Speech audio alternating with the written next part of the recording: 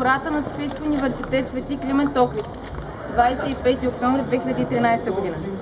Уважаеми господин ректор, уважаеми госпожи и господа преподаватели и администратори в Алма Матер, скъпи колеги, докторанти и студенти, уважаеми съграждани!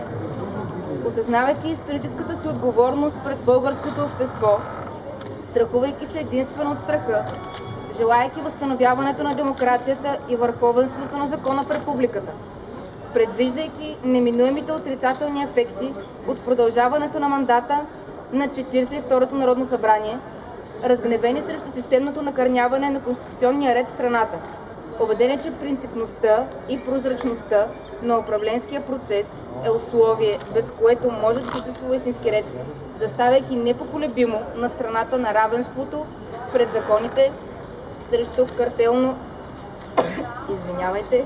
партократския хаос. Имайки висшата цел България да бъде държава с управление, стъпващо на нравствени ценности, а не на лични изгоди. Напълно сигурни, че като студенти и граждани имаме пълното право на закони и осветени от демократичната традиция и протестни действия, че университетът е място на стойности, а не само на лекции.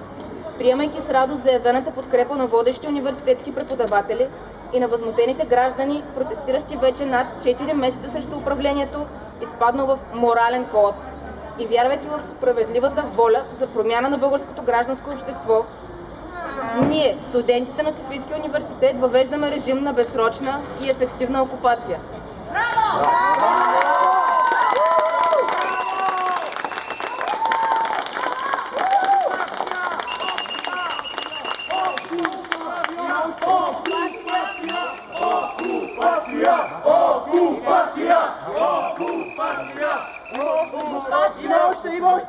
Окупация на ректората на това наистина висше училище с следните цели: незабавна оставка на 42-то Народно събрание,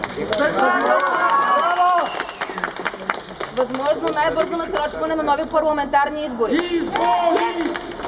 нетърпимост на общественото тяло към ширещото се престъпно беззаконие в най-високите етажи на държавното управление, превръщането на България в цивилизована правова държава и утвърждаването на справедливостта и знанието като високи обществени ценности. Окупацията на ректората на нашия университет ще протече при следните условия: установяване на окупационен студентски контрол върху сградата на ректората, възпрепятстване на редовните учебни и повечето административни дейности в ректората, самостоятелно осигуряване на реда в ректората при стриктно спазване на университетската автономия и без външна намеса. Спазване на досега приетите правила от Декларацията за частична окупация на 272 аудитория от 23-25 октомври.